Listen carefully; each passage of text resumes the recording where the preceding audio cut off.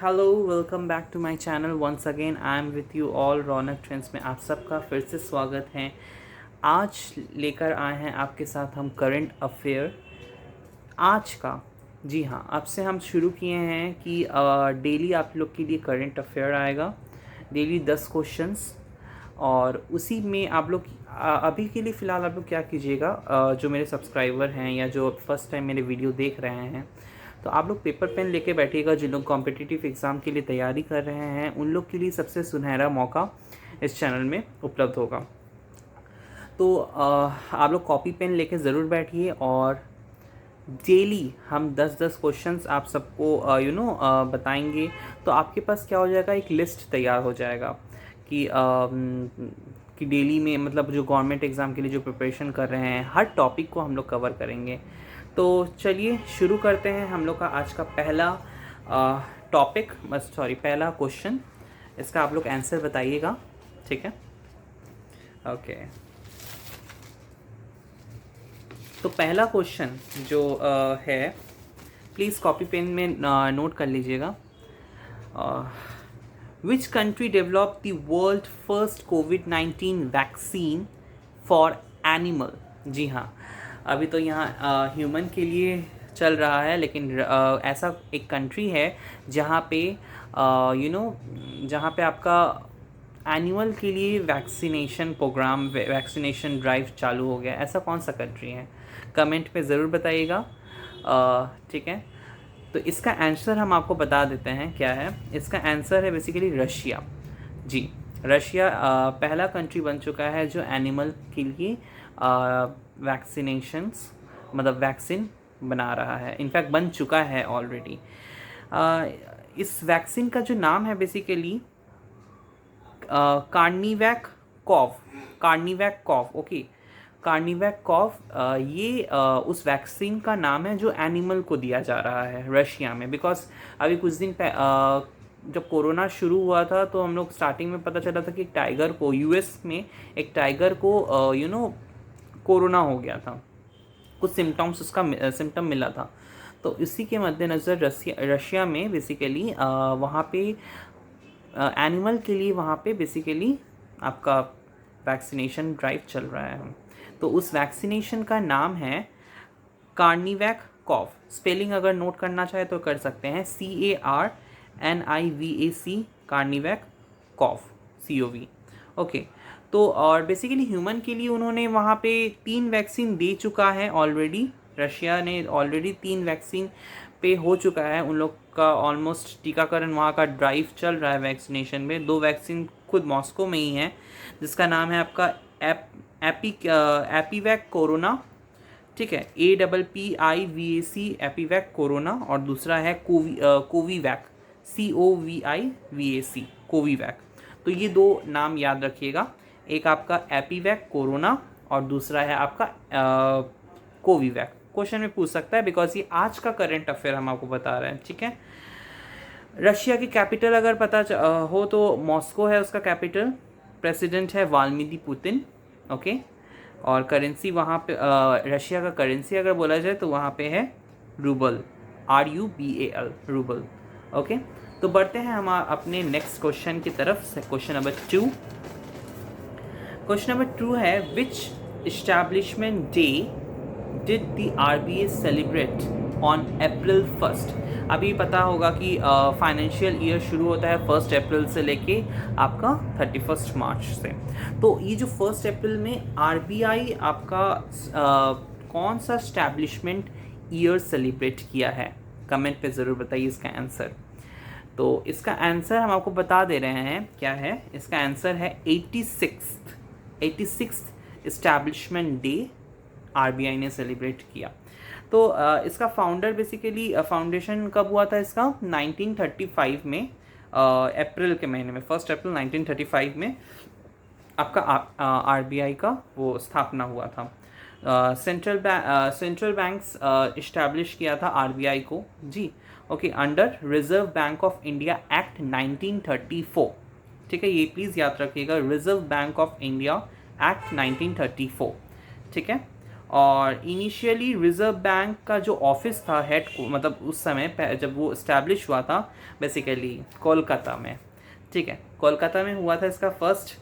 Okay, फिर अभी इसका प्रेजेंट गवर्नर अगर पूछा जाए कौन है, प्रेजेंट गवर्नर है आपका शक्तिकांता दास, ठीक है। स्पेलिंग जिन लोगों को पता हो, SHAKI शक्ति, SHAKTI शक्तिकांता, KANTA शक्तिकांता दास, ठीक है।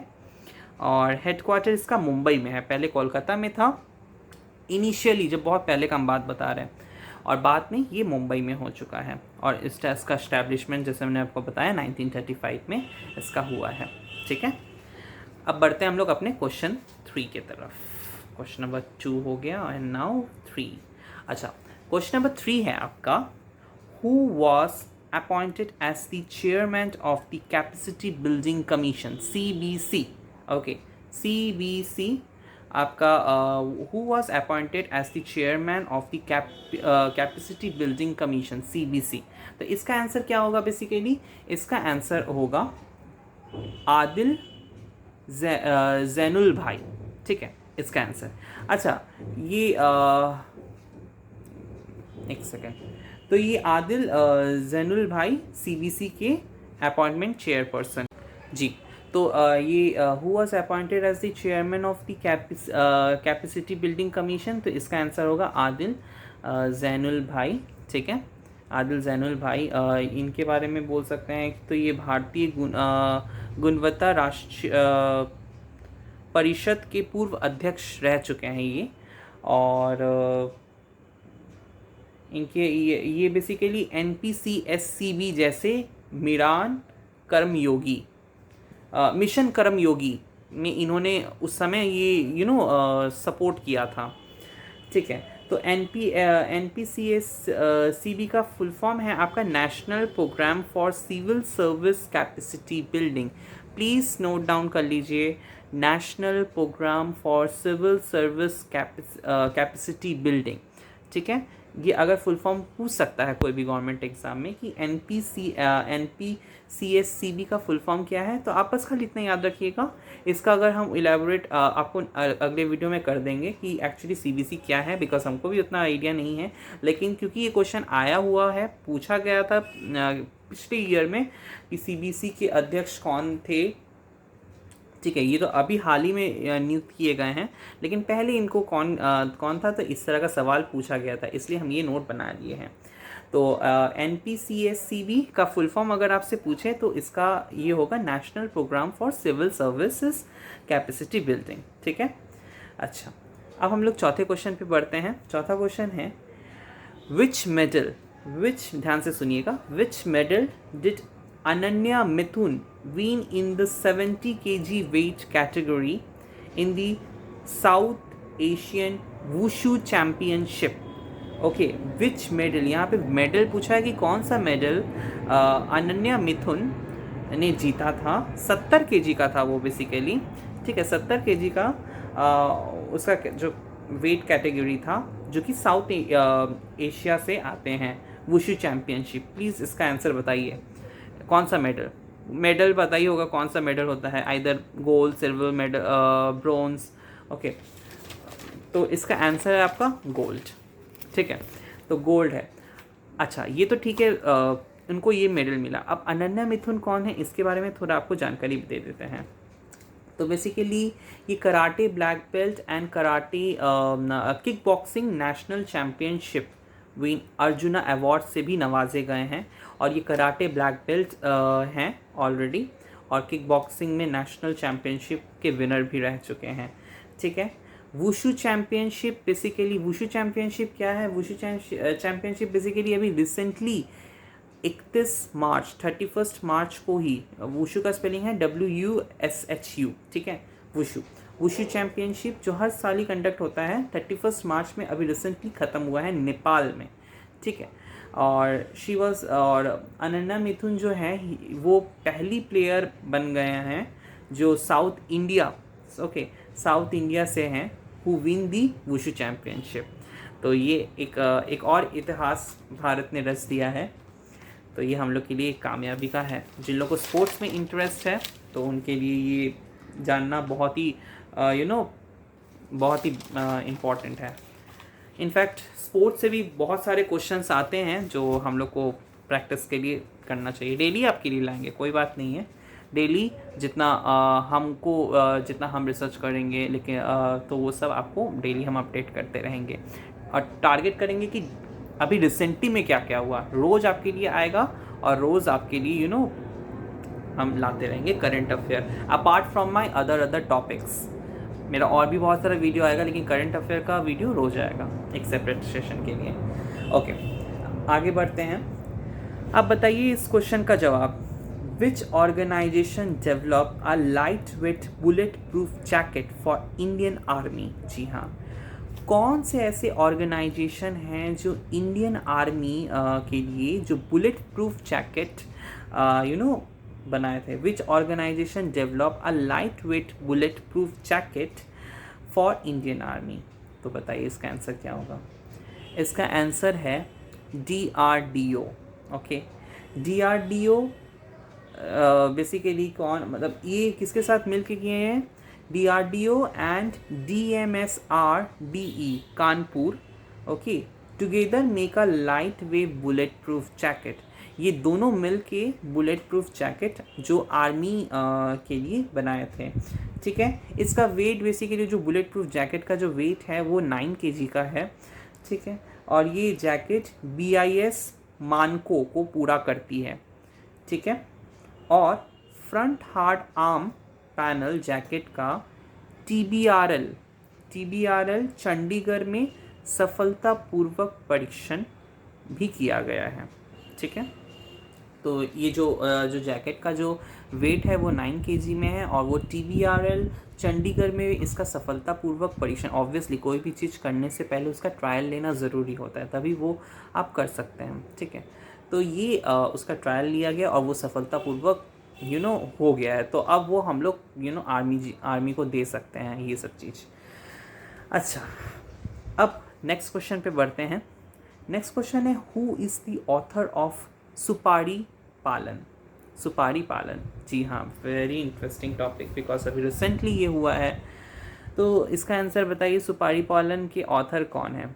सुपारी पालन बेसिकली के ऑथर हैं डॉक्टर शैलेंद्र जोशी। जी, डॉक्टर शैलेंद्र जोशी ये सुपारी पालन के ऑथर हैं। इनका लॉन्च अभी हाल ही में M वेंकैया नायडू जो कि हमारे उपराष्ट्रपति हैं उन्होंने लॉन्च किया था, ठीक है। और ठीक है, तो सुपारी पालन का अनुवाद बहमैया द्वारा किया गया है, प्रकाशक श्री मारुति हैं, ठीक है। अच्छा, who was appointed as the chairman of the board of public enterprise selection? जी हाँ, इसका आंसर बताइए। PESB जिसको बोलते हैं पब्लिक एंटरप्राइज सिलेक्शन बोर्ड, इसके अपॉइंटमेंट चेयरमैन अभी कौन है? मतलब अभी रिसेंटली हुए हैं ये भी। तो इसका आंसर बताइए। इसका आंसर जिसको पता है कमेंट में लिखिए। इसका आंसर बेसिकली हम बता रहे हैं अभी, मल्लिका श्रीनिवासन, ठीक है, Mallika Srinivasan. She is currently in TAFE जिसको ट्रैक्टर एंड फार्म इक्विपमेंट में वो अभी हैं। मल्लिका श्रीनिवासन, उनको नियुक्त किया गया है basically public enterprise selection board में, ठीक है। अच्छा, अब बात करते हैं अगली क्वेश्चन का, ये भी स्पोर्ट्स से रिलेटेड है। Which country will host the FIFA Women's World Cup 2023? तो इसका आंसर बताइए कि FIFA वर्ल्ड कप के समय FIFA वर्ल्ड कप 2023 कौन सा कंट्री होस्ट करेगा? इसका आंसर किसको पता है बताइए। तो इसका आंसर बेसिकली अभी तय नहीं हुआ है, लेकिन ऑप्शनल दे दिया गया है कि इसका यही 2 कंट्री में आपका होगा और जो दोनों पड़ोसी ही बोल सकते हैं, बस एक सी का फ़र्क है, एक छोटा सा सी का। तो ये है ऑस्ट्रेलिया और न्यूजीलैंड। जी हाँ, ऑस्ट्रेलिया और न्यूजीलैंड में से दोनों में से कोई भी कंट्री में 2023 में आपका women's FIFA world cup 2023 conduct होगा। तो it will start from 10 July 2023 to 20 August 2023। ठीक है, करीब करीब एक महीने से ज़्यादा, एक महीने 10 दिन का आपका ये फीफा वर्ल्ड कप हो चलेगा, जो कि 2023 अभी से लेके 2 साल बाद तक, जो अभी थर्सडे को ही अनाउंस हुआ है। जब हम वीडियो बना रहे हैं इससे ठीक थर्सडे को ही ये अनाउंस हुआ है कि ये फीफा वर्ल्ड कप 2023 को खेला जाएगा, आइदर ऑस्ट्रेलिया और न्यूजीलैंड। ठीक है, तो अब बढ़ते हैं हम लोग अगले क्वेश्चन की तरह। अच्छा, ये एक और चीज़ बता देते हैं कि पहली बार फीफा वर्ल्ड कप वुमेंस में 32 टीम्स पार्टिसिपेट करेंगी इंस्टेंट ऑफ 24। जहाँ पहले 24 टीम्स पार्टिसिपेट किया करती थी, अब वहाँ पे 32 टीम्स पार्टिसिपेट करेंगी। तो ये भी एक क्वेश्चन के लिए इम्पॉर्टेंट है कि that how many teams are participating in FIFA world cup for women 2023। So इसका आंसर होगा 32। Okay, next question, which country's president announce the third lockdown? एस कौन से प्रेसिडेंट, सॉरी विच कंट्री पूछा है, which country announce the third lockdown? तो इसका answer होगा फ्रांस।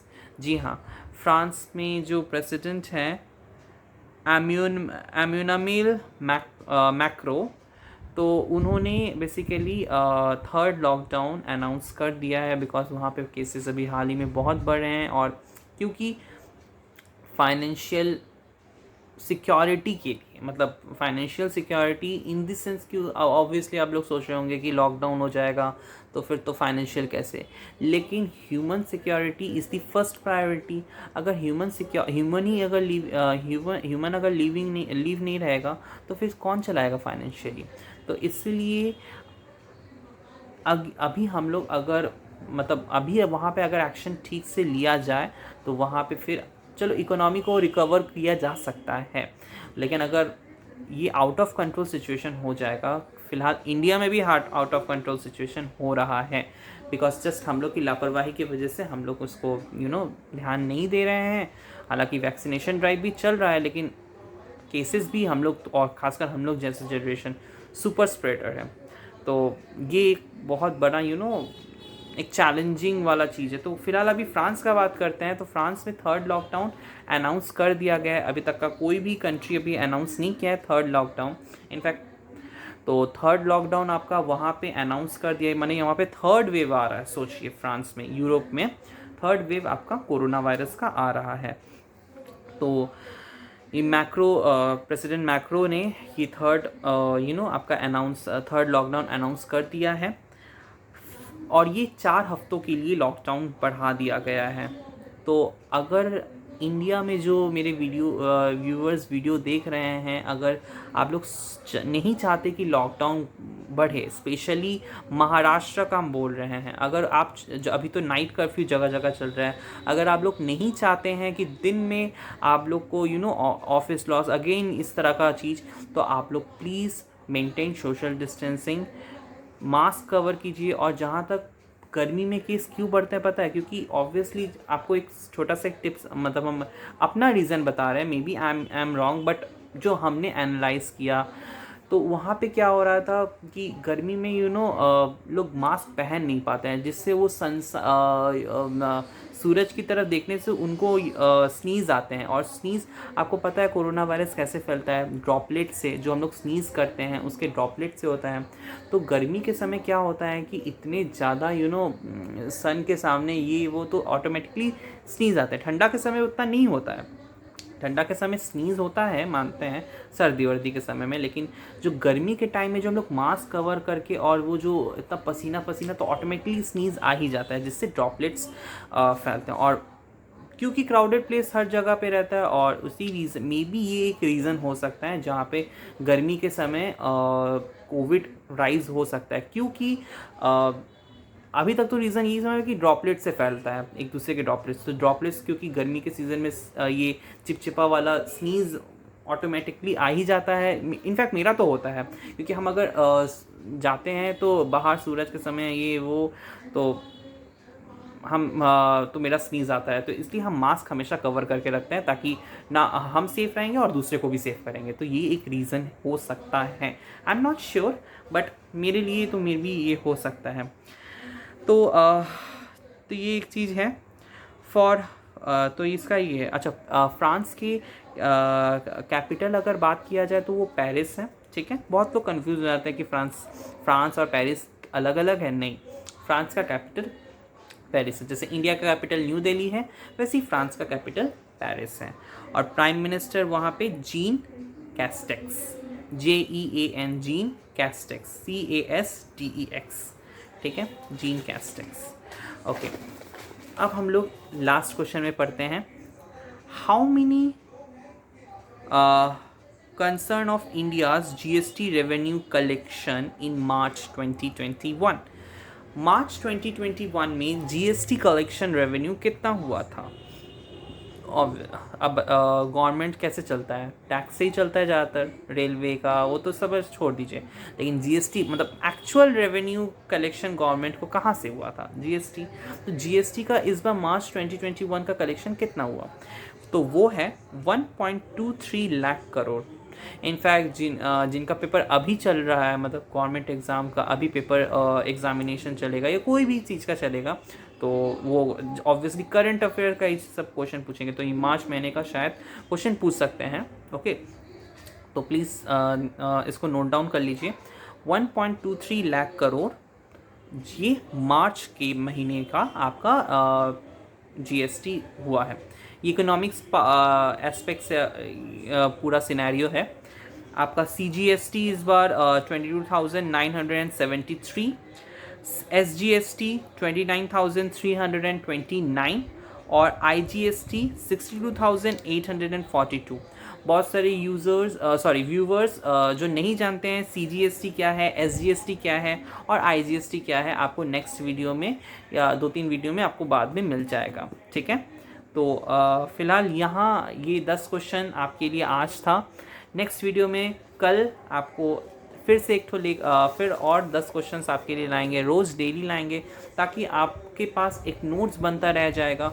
और हम ऑप्शन इसलिए नहीं देते क्योंकि ऑप्शन से क्या होता है कि आपको पता चले अरे चलो ये वाला क्वेश्चन है तो इसका यही होगा, लेकिन हम चाहते हैं कि आप लोग बिना ऑप्शन के वो याद रखें, ताकि आप लोगों को जब भी इस तरह का क्वेश्चन आएगा तो यस, इसका आंसर चाहे वो हो या ये हो, नहीं वही होना चाहिए।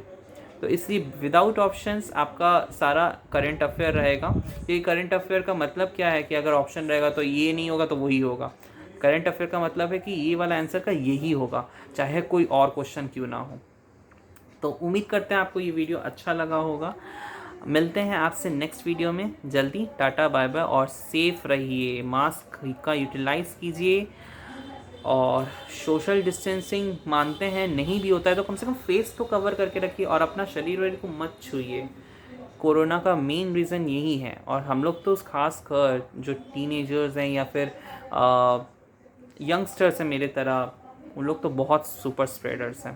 तो इसी के साथ वीडियो को हम यहीं एंड करते हैं। वीडियो को पूरा देखिए, लाइक कीजिए, शेयर कीजिए, सब्सक्राइब कीजिए और जल्दी हम टेलीग्राम में भी अपना चैनल अपना खोल रहे हैं। तो अभी के लिए शुभ रात्रि, enjoy, have a nice day.